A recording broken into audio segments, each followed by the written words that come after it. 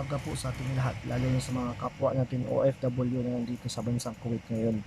So, update lang po tayo sa mga pangyayari dito kasi ngayong araw na po to ay March 6 po ay naglabas po ang State of Kuwait na Directorate General Civil Aviation na may 7 countries po na ikakansela ang flight po.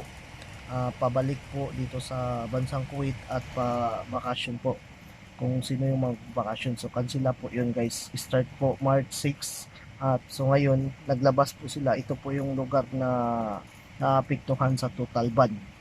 So ito po yun ang Egypt, Philippines, Syria, Lebanon, Sri Lanka, Bangladesh, India.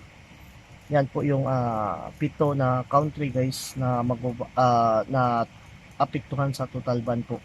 So sa mga magbabakasyon dyan guys, ngayon, so wag mo muna kayong tumuloy at kung mas maganda, kontakin nyo muna yung company nyo or magpa-rebook kayo kasi mahirap po, baka hindi na po kayo makabalik. So mas maganda po talaga ay ngayon, magpaalam muna kayo sa mga company nyo kasi itong decision nila ngayon nga ay dahil ngayon lang po nilabas to. So actually mayroon silang meeting kanina sa mga official dito um, na mayroong ang kunting pagtatalo kasi mayroong gustong nangyari na bakit tinanggal yung PCR. So nilabas nila ngayon na ito po na kansila nga yung flight ng mga itong lugar na to.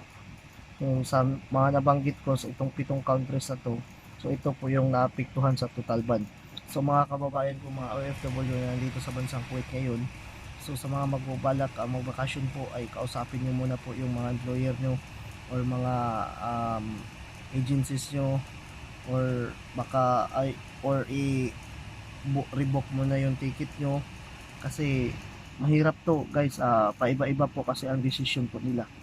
So sabi nga nila dito sa nakasulat ay yung mga Kuwaitis nga daw na galing sa mga ibang bansa po ay pagdating dito ay quarantine nga daw po ng 14 days guys.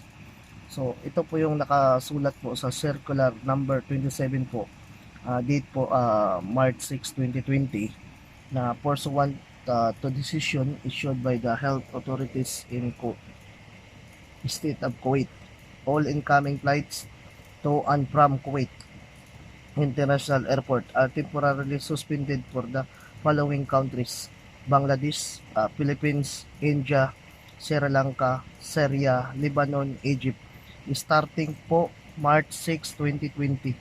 So until 1 week lang po yan guys. So until 1 week. So sa mga magbakasyon dyan, mga kababayan ko, mga OFW, so pag-isipan nyo muna kasi baka ay mabago na naman yung decision nila. So pag-isipan nyo muna ng mabuti bago kayo magdesisyon na magbakasyon kasi mahirap po talaga. So tuloy natin itong pagbasa. Sabi na all arrivals in the state of Kuwait are any nationality who have a valid residency or previous entry visa as well as those from the other airports who were present in the countries mentioned above during the past 2 weeks are prohibited guys. And citizens of the state of Kuwait coming from these countries are allowed to enter provided that necessary quarantine procedure are applied to them. So yan po yung sinasabi dito po sa circular number 27 po guys. So sana po ay kayong magbabakasyon dyan. Sabi dito, nakalagay dito, there is two government meeting, the first of which lasted about 4 hours for the higher committee of coronavirus and the second for the cabinet headed by His Highest Sheikh Sabah Al-Khalid reports alright. So yan po yun ang nakasulat dyan. So mga kapwa ko OFW, pag-isipan nyo muna ng mabuti bago kayo tumuloy, bago kayo magdesisyon kasi mahirap na po, baka hindi kayo makabalik. So dito na lang po ako, update na lang po kayo sa sunod kong mga vlog. Salamat po at God bless po. Mabuhay.